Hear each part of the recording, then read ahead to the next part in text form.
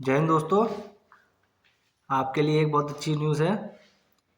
KVS 2022 की vacancy आपके लिए आ चुकी हैं और वैकेंसी भी थोड़ी बहुत नहीं है, 13,404 वैकेंसी आपके सामने आई है। ठीक है ना। आपके लिए एक इसमें से एक जो है वैकेंसी आपके लिए ही है। एक सीट आपकी इसमें पक्की कर लीजिए अपनी। ठीक। अब इसमें हम लोग इस KPS के बारे वैकेंसी के बारे में थोड़ा यहाँ पे डिटेल में बात करेंगे। ठीक। कितनी वैकेंसी है, इंपॉर्टेंट डेट्स क्या हैं, एज क्या है, एजुकेशन क्या है, एजुकेशन क्वालिफिकेशन कितनी है, एक्सपीरियंस चाहिए नहीं चाहिए, पैटर्न क्या है क्वालिफिकेशन, और कितने क्वेश्चंस वगैरह आपके आएंगे। और लास्ट में सबसे ज़्यादा जो पूछा जाता है सी टेट का आपका एग्ज़ाम क्वालिफाई चाहिए नहीं चाहिए, किस में एलिजिबल है, किसके लिए चाहिए और किसके लिए नहीं चाहिए, यहाँ पे हम सारी आपके सामने बात करेंगे। ठीक है ना। तो KVS की 13,404 वैकेंसी आपकी है। इसमें PRT 6,414 वैकेंसी है आपकी। ठीक। 6,414, TGT की 3,176, PGT की 1,409 और प्रिंसिपल पोस्ट के लिए 239 वैकेंसी आपकी आई हैं। ठीक। मैं आपको लास्ट में दे दूंगा, आपको डिस्क्रिप्शन बॉक्स में आपको लिंक दे दूंगा, वहाँ पे जाके साइट आप KVS की साइट पे जाके कैटेगरी वाइज भी चेक कर लेना कि कितनी वैकेंसी कितनी है। ठीक।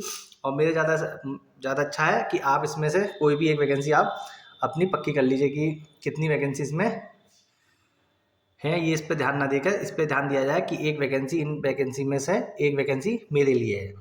ठीक है। PRT म्यूजिक की अलग से है आपकी 303 वैकेंसी, UDC और LDC लोअर डिवीजन क्लर्क और अपर डिवीजन क्लर्क उसमें 1,024 वैकेंसी है आपकी। लाइब्रेरियन के लिए 355 वैकेंसी हैं, वाइस प्रिंसिपल के लिए 203 वैकेंसी है। और भी इसके अलावा जो बची हैं वो ASO वगैरह की जो पोस्ट हैं उसमें कुछ वैकेंसी और भी हैं, वो आप लोग साइट पे जाके चेक कर सकते हैं। ठीक। अब इसमें जो है हम बात करते हैं इम्पोर्टेंट डेट्स की, कि इसकी इम्पोर्टेंट डेट्स क्या है। ठीक है ना। कब फॉर्म फिल होगा, कब से कब तक फिल होगा। ठीक है। ये सब जानकारी हम आप एग्जाम कब तक हो पाएगा, तो इस बारे में हम आपको इसी वीडियो में बताएंगे। ठीक है। और जो है एज, एजुकेशन, एक्सपीरियंस, क्वेश्चंस कितने आएंगे, नंबर ऑफ क्वेश्चंस कितने आएंगे और उसका पैटर्न क्या होगा, वो सब आपसे इस बारे में बात होगी। ठीक है ना। अब देखिए इसमें डेट्स, इंपॉर्टेंट डेट्स क्या है आपकी। 5 दिसंबर 2022 से एप्लीकेशन फिल करने की आपकी डेट स्टार्ट हो रही है और 26 दिसंबर 2022 तक इसके फॉर्म भरे जाएंगे। तो आपके 22 दिन ये फॉर्म भरे जाएंगे। ठीक है ना। तो आप ये देखिए कि ज़्यादा आपके पास टाइम नहीं है। ठीक। जल्दी से जल्दी फॉर्म को भरिए, अपनी तैयारी स्टार्ट कर दीजिए। ये लास्ट डेट क्या, मैं खुद कहता हूँ आप लोगों से कि लास्ट डेट के चक्कर में मत पड़िए, फिर साइट बिजी हो जाती है, फिर रात को आप 12 बजे 3 बजे उठ के आप फॉर्म भरते हैं। ठीक है ना। तो इसलिए ज़्यादा अच्छा होगा कि जल्दी जल्दी फॉर्म भरें और अपनी तैयारी में जुट जाएं। एग्जामिनेशन डेट कि एग्ज़ाम कब होगा, तो अभी ऐसा कुछ पता नहीं है कि एग्ज़ाम कब तक हो पाएगा, लेकिन आप इतना समझ लीजिए अगर इन्होंने CTET के तर्ज पे अगर ये एग्ज़ाम कराया, कि CTET के तर्ज के मतलब कि 1 महीने फॉर्म भरा, ठीक है, 1 महीने 25 दिन लगभग आपके फॉर्म भरा गया और अगले 20-25 दिन में आपका एग्जामिनेशन स्टार्ट, 15 दिन 20 दिन बाद। अगर जल्दी से जल्दी एग्ज़ाम कराएंगे तो ये 26 दिसंबर आपकी डेट है। इसके बाद अगर आप माने तो जनवरी लास्ट में जल्दी से जल्दी अगर ये कराना चाहेंगे तो इनके ऊपर है कितनी जल्दी करा पाते हैं। ठीक। तो जनवरी में जैसे, और जनवरी में स्टार्ट आपका मान लें, लास्ट जनवरी में, और फरवरी स्टार्टिंग में आप मानिए ऐसे कि फरवरी स्टार्टिंग में आपका एग्जाम हो जाएगा। तो हार्डली आप मानिए कि आपके पास 60 दिन, आप मान के चलिए कि आपके पास 60 दिन है तैयारी करने के लिए। तो जल्दी से जल्दी आप अपनी तैयारी स्टार्ट कर पाएंगे अगर आप इस फॉर्म को जितनी जल्दी भर देंगे। आप बैठे रहेंगे, आएगा तो आपके दिमाग में ये रहेगा कि यार फॉर्म भरना है, फॉर्म भरना है, फॉर्म भरना है, आज भर देंगे, कल भर देंगे, आज भर देंगे, कल भर देंगे। तो वो आपकी डेट अब जल्दी से जल्दी आ जाएगी और आप इस तरीके से आप पढ़ाई नहीं कर पाओगे। तो ज़्यादा अच्छी बात यह है कि आप जल्दी से जल्दी तैयारी कीजिए, फॉर्म भरिए और तैयारी अपनी स्टार्ट कर दीजिए। ठीक है ना। तो आपकी जो एग्जाम टेंटेटिव डेट अगर मैं मान के चलूँ, जल्दी से जल्दी एग्जाम कराएंगे तो जनवरी लास्ट और फरवरी स्टार्टिंग में, वरना मार्च में तो आपका पेपर ये हो ही जाना है। ठीक है ना। मार्च में तो आपका ये पेपर हो जाना है। तो आप कोशिश ये करिए कि जल्दी से जल्दी फॉर्म को फिल कर दें। ठीक है ना। अब बात करते हैं एज लिमिट की, कि एज लिमिट क्या होगी। ठीक है। तो एज लिमिट क्या है, PGT में आपकी मैक्सिमम 40, ठीक है, TGT में आपकी 35 और PIT में आपकी 30 आपकी क्या है मैक्सिमम एज है आपकी। और जैसे कैटेगरी वाइज आपको मिलता है रिलैक्सेशन, वो आपका रिलैक्सेशन अलग आपका रहेगा। ठीक है, तो पीजीटी में 40, टीजीटी में 35 और पीआरटी में 30 आपकी जो एज रहेगी। ठीक है ना, तो ये आपकी बात हो गई, इंपॉर्टेंट डेट्स की बात हो गई आपकी। ठीक है, डेट की बात हो गई, एज की बात आपकी हो गई। अब बात करते हैं एजुकेशन क्वालिफिकेशन की, किस पोस्ट के लिए कितनी आपकी क्वालिफिकेशन आपकी होगी। ठीक, तो इंपॉर्टेंट डेट्स हो गई, एज हो गई, और अब बात होगी एजुकेशन की। ठीक है ना, अब बात करेंगे एजुकेशन क्वालिफिकेशन की। ठीक है ना, तो आप देखिए पीआरटी में बीटीसी या बीएड चाहिए और आपका सीटेट चाहिए। ठीक है, सीटेट यानी कि आपका प्राइमरी लेवल का जो सीटेट हो वो आपका क्वालिफाई होना चाहिए। ठीक, और क्वालिफाई के लिए क्या माना जाता है, आपका जो कैटेगरी वाइज होते हैं ओबीसी एससी वगैरह के लिए 82 मार्क्स होने चाहिए, और जनरल कैटेगरी वालों के लिए 90 मार्क्स होने चाहिए। ठीक है, इससे प्लस 82 या इससे ज़्यादा, 90 या 90 से ज़्यादा नंबर आपके होने चाहिए। ठीक है, सीटेट के लिए पास होने के लिए। ठीक, दूसरा है आपका टीजीटी का। टीजीटी के लिए आपका कितना है, ग्रेजुएशन होना चाहिए, बीएड होना चाहिए और सीटेट होना चाहिए। सीटेट जूनियर लेवल का मतलब सेकंड लेवल का जो होता है वो आपका पास होना चाहिए। इसमें भी आपका जो होगा वो आपका क्वालिफाइंग होता है ये, तो इसमें 82 या 82 से ज़्यादा और 90 या 90 से ज़्यादा नंबर वाले क्वालिफाई माने जाते हैं।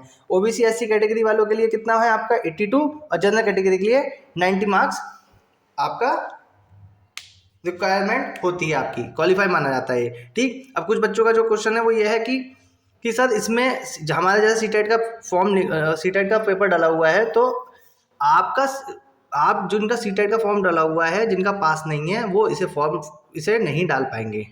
जिनका पास है सीटेट वो इसमें फॉर्म फिल कर पाएंगे, क्योंकि उसमें जब आपका फॉर्म भर जाओगे तो उसमें सीटेट वगैरह की आपकी डिटेल मांगी जाती है। ठीक है ना, तो आप उसमें क्या क्वालिफाइंग है या नहीं है, ये सब आपकी चीज़ें पूछी जाती हैं उसका। ठीक, रोल नंबर वगैरह, मार्क्स वगैरह, ये सब चीज़ें उसमें पूछी जाती हैं आपकी। ठीक, तो टीजीटी का आपका हो गया। पीजीटी में आपका पीजी होता है, सब्जेक्टेड रिलेटेड सब्जेक्ट में आपका पीजी होना चाहिए प्लस बीएड होना चाहिए। और एक चीज़ यहाँ पे ये है कि यहाँ पे आप एक चीज़ और देख लेना कि आपका सब्जेक्ट कॉम्बिनेशन ग्रेजुएशन में बन रहा है या नहीं बन रहा है। सब्जेक्ट कॉम्बिनेशन जैसे फिजिक्स के साथ आपकी मैथ, फिजिक्स केमिस्ट्री मैथ है, जैसे मैं है, तो आपका इसमें से जैसे आपका फिजिक्स और केमिस्ट्री का कॉम्बिनेशन है तो आप साइंस का फॉर्म भर पाओगे। और अगर आपका फिजिक्स के साथ मैथ हो या केमिस्ट्री के साथ आपके मैथ हो तो आप मैथ का फॉर्म फिल कर पाओगे। ठीक, तो यहाँ पे आप बहुत जरूरी है कि सब्जेक्ट कॉम्बिनेशन अपना देख लेना ध्यान से, बहुत गड़बड़ हो जाती है इसमें, ध्यान से आप इस चीज़ को देख लेना। फिर प्रिंसिपल के लिए आपका क्या है, प्रिंसिपल में पीजी प्लस बीएड प्लस आपका एक्सपीरियंस होना चाहिए। ठीक है ना, तो प्रिंसिपल की पोस्ट के लिए आपका पीजी होना चाहिए, बीएड होना चाहिए और साथ ही आपका एक्सपीरियंस होना चाहिए। ठीक है ना, कि कितना एक्सपीरियंस वो आप देख लें, सब जो आपका एक्सपीरियंस है वो आपको लिंक में डिस्क्रिप्शन में दे दूंगा, नोटिफिकेशन देख लेना, आप उसको पूरा पढ़ लेना एक बार, तो उसमें आपको समझ में आ जाएगा। ठीक, कि उसमें कितना एक्सपीरियंस मांगा गया है। ठीक, अब देखते हैं यहाँ पे आपका क्या हो गया, यहाँ पे एजुकेशन क्वालिफिकेशन हो गया। अगला देखते हैं एक्सपीरियंस। और भी जैसे पोस्ट है आपकी, जैसे सिविल इंजीनियरिंग की निकली है आपकी, और क्या नाम लाइब्रेरियन की निकली है, यूडीसी एलडीसी की निकली है, तो सब में उसमें अलग अलग चीज़ें मांगी हैं। जैसे एलडीसी यूडीसी का है आपका तो ग्रेजुएशन, और एलडीसी का आपका 12th मांगा गया है, और साथ ही उसमें टाइपिंग वगैरह का भी मांगा गया है। अब आपका आते हैं लाइब्रेरियन वाले में, तो लाइब्रेरियन वाले में आपका लाइब्रेरी से रिलेटेड जो आपकी डिग्री है वो आपके पास होनी चाहिए। तो बहुत सारी पोस्ट हैं उसमें, आपका वो नॉन टीचिंग पोस्ट हैं आपकी, तो उसके आप जाके ज़रा देख लेना। ये बम्पर ये ज़्यादा है, बल्क में वैकेंसी है, उसमें कम कम वैकेंसी है, तो उसमें थोड़ा सा आप देख लेंगे। 2-2 3-3 100-150 आपकी ऐसी वैकेंसी है, तो उसे आप मैं लिंक दे दूंगा नीचे डिस्क्रिप्शन में, उसमें से आप जाके सीधे साइट से चेक कर सकते हैं। ठीक है, अब आगे बात करते हैं हम पैटर्न की। इसका पैटर्न क्या रहेगा, देखते हैं पैटर्न कि इसका पैटर्न क्या रहेगा। ठीक, सबसे पहले आपका रहेगा इसमें रिटन एग्जाम, रिटन के बाद रहेगा स्किल में मतलब जरूरी हो उस पोस्ट के लिए तब आपका। ठीक, तो इसमें जरूरी नहीं कि आपका इसमें स्किल टेस्ट हो, स्किल मतलब टाइपिंग वगैरह आपका है नहीं, आपको उसमें जरूरत रिक्वायर्ड जो पोस्ट होगी आपकी उसमें रिक्वायर्ड है या नहीं है। फिर आपका इंटरव्यू, जैसे आपका इंटरव्यू हर पोस्ट में नहीं है, तो पीआईटी में वगैरह में जैसे, तो जिसमें जरूरत होगी इंटरव्यू वहाँ होगा। ठीक, तो डीवी डॉक्यूमेंट्स वेरिफिकेशन, आपका डॉक्यूमेंट वेरीफाई करे जाएंगे आपके ठीक है नहीं है, उसके बाद आपका होगा मेडिकल वगैरह। ठीक, तो ये आपका प्रोसीजर है, क्या है पैटर्न है आपका। इसमें रिटर्न सबसे पहला स्टेप क्या है आपका, रिटर्न। रिटर्न का मतलब नंबर ऑफ क्वेश्चंस कितने आएंगे, ठीक है, नंबर ऑफ क्वेश्चन क्या आएंगे, कितने से किस सेक्शन से कितने कितने क्वेश्चंस आएंगे। ठीक है, तो ये सारी चीज़ें हम यहाँ पे डिस्कस करेंगे। मैं आपको जो टीचिंग रिलेटेड जॉब्स हैं उससे रिलेटेड ज़्यादा मैं आपको बात कर रहा हूँ कि उससे रिलेटेड। ठीक, तो उसके बारे में हम बात करते हैं अगले सेक्शन में, ठीक, कि उसमें कितने क्वेश्चंस आपके किस आएंगे आपके, ठीक। तो इसमें आपके 5 स्टेप्स हैं आपके, जल्दी नहीं सारे इसको फॉलो करा जाएगा, ठीक। जिस पोस्ट के रिक्वायरमेंट होगी उस रिक्वायरमेंट के हिसाब से आपका ये प्रोसीजर चलेगा, ठीक, स्टेप बाय स्टेप। तो अगला देखते हैं हम नंबर ऑफ क्वेश्चंस कितने कितने कहाँ से आएंगे। चलिए अब बात करते हैं हम इसके कितने क्वेश्चंस कहाँ से कितने कितने क्वेश्चंस आएंगे, नंबर ऑफ क्वेश्चंस कितने आएंगे। सबसे पहले बात करते हैं कितने क्वेश्चंस आएंगे। 150-150 क्वेश्चंस आएंगे आपके, जिसके लिए आपको करने का समय मिलेगा 2.5 घंटे, ठीक है ना। तो यानी कि 150 मिनट में 150 क्वेश्चन करने होंगे आपको, और एक क्वेश्चन के लिए 1 मिनट आपको मिल रहा है, ठीक। तो इस हिसाब से प्रैक्टिस कीजिए कि आपका जो पेपर है वो 2 घंटे में निपट जाए आपका, ठीक है ना। और जो पेपर होगा आपका वो इंग्लिश और हिंदी दोनों में होगा। और जहाँ तक ये पेपर आपका सीबीटी ऑनलाइन होगा, ठीक है, कंप्यूटर बेस्ड टेस्ट होगा आपका ये सीबीटी। तो आप इस तरह से आपकी अपनी प्रैक्टिस रखिए कि भाई वहाँ पे स्क्रीन पे जब आपकी चल रही होगी तो क्या करोगे, क्वेश्चन जैसे सॉल्यूशन वाले अगर क्वेश्चन आएंगे जैसे रीजनिंग के, तो देखोगे फिर नीचे देखना पड़ेगा, फिर आपको माइंड से डाउट। तो इसमें इतनी प्रैक्टिस करनी है आपको कि आपका एक क्वेश्चन 1 मिनट के अंदर हो 100% हो जाए आपका, ठीक है ना। अब जब आप प्रैक्टिस करोगे तो कोई भी क्वेश्चन इस पेपर को इस तरह सेट किया जाता है कि वो पेपर जितना समय दिया है उसमें बिल्कुल आराम से हो जाए। जो अच्छे से प्रैक्टिस करा हुआ बंदा होगा वो आराम से 90-100 मिनट 110 मिनट में पूरा पेपर कर ले जाता है, ठीक है ना। लेकिन आपको प्रैक्टिस की बहुत ज़्यादा ज़रूरत, मेरे हिसाब से 60 दिन आप मान के चलिए कि 60 दिन के अंदर आपका एग्जाम होना है। जो आपका पेपर लेट होगा एग्जाम, 10 दिन 15 दिन 20 दिन जो आपको मिलेंगे वो आपके बोनस होगा, ठीक है ना। उसमें आप खूब सारा प्रैक्टिस कीजिए, जो दिक्कतें आपकी प्रॉब्लम्स उन्हें क्लियर कीजिए, टॉपिक्स जो आपके छूट गए उन्हें क्लियर कीजिए और उनको रिवाइज करते रहिए, ठीक है। अब बात करते हैं यहाँ पे कितने आपके क्वेश्चंस आएंगे। 150 क्वेश्चन आएंगे पार्ट 1 और पार्ट 2 में। पार्ट 1 में आपके सभी पोस्ट के लिए जनरल इंग्लिश और 10 number, general Hindi 10 number, 20 number आपके सभी पोस्ट के लिए कॉमन होंगे, ठीक। यहाँ पे पीआईटी, टीजीटी और पीजीटी के बारे में आपको बता रहा हूँ, ठीक। जीके में 10 क्वेश्चन पीआईटी में आएंगे, टीजीटी में 40 और पीजीटी में 10। रीजनिंग में आपके पीआईटी में 10, टीजीटी में 40 और पीजीटी में 10। कंप्यूटर के 10 10 10। पेडागोजी में आपके पीआईटी में 20, टीजीटी में 40 और पीजीटी में 20। और सब्जेक्टिव कंसर्न मतलब सब्जेक्ट से रिलेटेड आपके पीआईटी में 80 और पीजीटी में 80 क्वेश्चंस आपके आएंगे, ठीक है ना। फिर आते हैं नेगेटिव मार्किंग पे कि भाई इसकी नेगेटिव मार्किंग कितनी होगी। इसमें कितनी नेगेटिव मार्किंग है, कोई नेगेटिव मार्किंग नहीं है आपकी, ठीक है। 150 क्वेश्चन आप करके आइए, ठीक है, कोई नेगेटिव मार्किंग इसमें नहीं है। अब मैंने आपको सब चीजें डिटेल में बता चुका हूँ आपको कि फॉर्म कब भरे जाएंगे, ठीक है, सारी चीजें आपको फॉर्म कब भरे जाएंगे और इसका पैटर्न क्या है, क्वालिफिकेशन क्या है, एक्सपीरियंस क्या है, ये सारी चीजें मैं आपको बता चुका हूँ, ठीक है ना।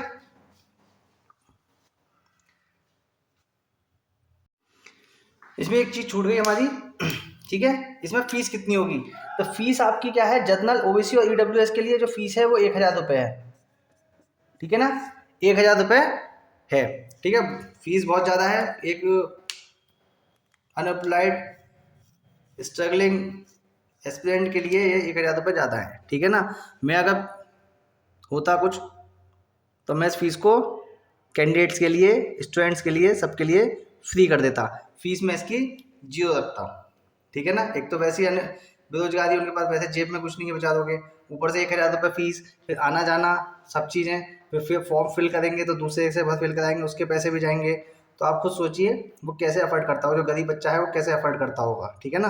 तो मैं अगर होता तो इस फीस को कुछ नहीं रखता, फ्री रखता इसके लिए, ठीक। चलिए उसके बाद छोड़ते हैं, जो मेरे हाथ में नहीं है उसके बारे में बात क्या करनी। तो अब देखिए फिर उसमें आता है अदर कैटेगरी के, SC ST और फिजिकल हैंडीकैप के लिए जो तो फीस है वो है आपकी कोई फीस नहीं है, ठीक है ना। ये बहुत बढ़िया चीज़ है, इनके लिए कोई फीस नहीं है। ऐसे ही इन लोगों के लिए फ्री होनी चाहिए, ठीक है ना, कोई फीस नहीं होनी चाहिए, कोई फॉर्म भरने के लिए कोई भी फीस नहीं होनी चाहिए, ठीक है ना। लो जी, अब मेन मुद्दे पे आते हैं, जिसके लिए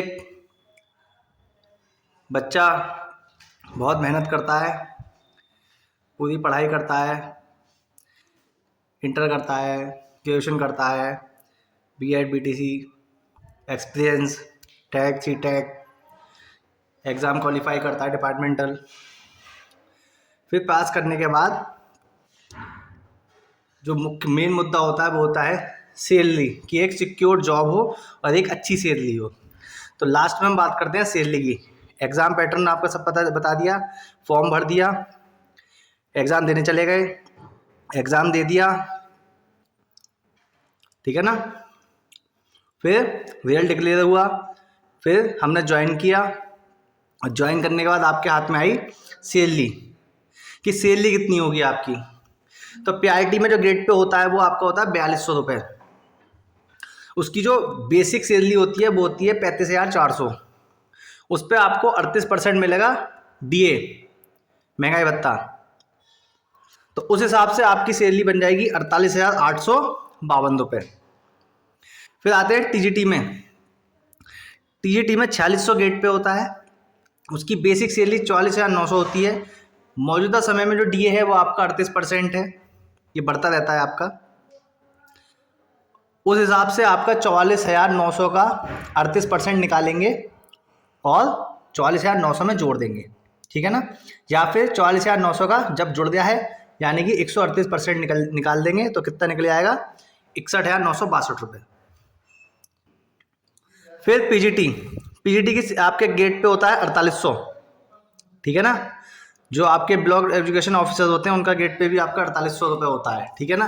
तो आप देख लीजिए कितनी अच्छी आपकी पीजीटी की आपकी जॉब है। आपकी बेसिक गेट पे आपका 4800 रुपये है, बेसिक होती है आपकी 47,600 रुपये और डीए होता है आपका 38% उसमें।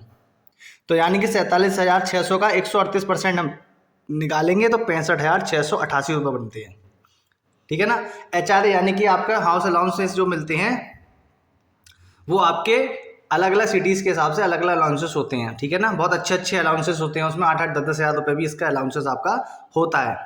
साथ ही साथ इसमें आपका एक चीज़ और ऐड हो जाता है आपका, आप अगर हिल स्टेशन पर आपकी जॉब है, आपकी बॉर्डर पे आपकी जॉब है, जैसे कि बॉर्डर मतलब पठानकोट में केवीएस है आपका, तो उस इलाके में अगर आपकी जॉब है तो आपको वो भी एक्स्ट्रा अलाउंसेस मिलते हैं, 5,000-6,000 रुपये वो आपको एक्स्ट्रा मिलता है आपको, ठीक है। तो एक नंबर की जॉब है ये आपकी, बेहतरीन। इस 13,404 में से एक वैकेंसी अपने लिए ज़रूर सेलेक्ट कर लें आप, एक पक्का। आपको 13,403 वैकेंसी से मतलब नहीं है, आपको उस एक वैकेंसी से मतलब है जो आपने सिक्योर करी है। 13,403 दूसरों के लिए है, केवल एक पोस्ट 13,404 में से एक पोस्ट आपकी है। तो आज ही से आप तैयारी स्टार्ट कर दीजिए, आपके पास ज़्यादा समय नहीं है। ये 60 दिन आपकी ज़िंदगी बदल सकते हैं। ये सैलरी आप देख रहे हैं, सैलरी देख रहे हैं, एचआरए अगर इसमें मिनिमम एचआरए भी जोड़ लेते हैं ना आप तो ये 50 प्लस जाएगी, ये 65 प्लस जाएगी मिनिमम। अगर एचआरए जोड़ लेते हैं ये 70 प्लस जाएगी आपकी। साथ में अगर आपकी पहली ज्वाइनिंग आपके होती है, जैसे हिल स्टेशन वगैरह पर होती है, बॉर्डर इलाके में होती है, ठीक है, आइसोलेटेड वाले में, तो आपको वो अलाउंसेस अलग से मिलेंगे। जब वो अलाउंसेस आपको अलग से मिलेंगे, आपको 4-4, 5-5, 6-6 हज़ार रुपये, तो आप सोचिए इसकी सैलरी कितनी होगी, क्या सैलरी है इसकी, ठीक है ना। राष्ट्रपति जी ने भी कहा था कि टीचर की सैलरी हमारी सैलरी से ज़्यादा है, ठीक है। तो आप सोचिए कितनी बेहतरीन जॉब है, लिमिटेड टाइम के लिए आपकी ये जॉब है। आपको एक पर्टिकुलर टाइम में, जितने एक टीचर की जॉब ऐसी होती है जिस समय दूसरे ऑफिस वगैरह वाले होते हैं वो अपनी जॉब जब शुरू करते हैं तो टीचर अपनी आधी जॉब जो होता है पूरी कर जाता है, ठीक है ना। जब वो अपनी आधी जॉब पूरी करता है तो टीचर अपनी पूरी ड्यूटी पूरी निभा के आ जाता है। 7 बजे 8 बजे अपना स्कूल वो स्टार्ट होता है आपका, और 12-1 बजे तक 2 बजे तक आपका स्कूल निपटा देता है। जब उनका लंच होता है ना तो टीचर अपनी पूरी ड्यूटी निभा के अपने आ जाता है, ठीक है ना। तो आप ये देखिए कि जल्दी आपकी एक ही वैकेंसी आपको सेलेक्ट करनी है, इसमें से कोई सी एक वैकेंसी आप इसमें सिलेक्शन कर लीजिए। मेरी तरफ से आपके लिए बेस्ट विशेस हैं, ऑल द वेरी बेस्ट। और इस चैनल पे आप मैथ्स की तैयारी के लिए आप चैनल को सब्सक्राइब करें, ऐसी वैकेंसी अपडेट्स के लिए सब्सक्राइब करें, शेयर करें, लाइक करें, कमेंट करें, ठीक है ना। मेरे साथ बने रहिए, आपकी एक जॉब एक सीट मैं सेलेक्ट करा के दिखाऊंगा आपको, ठीक है ना। आज के लिए इतना ही, नमस्ते, जय हिंद, वंदे मातरम, भारत माता की जय।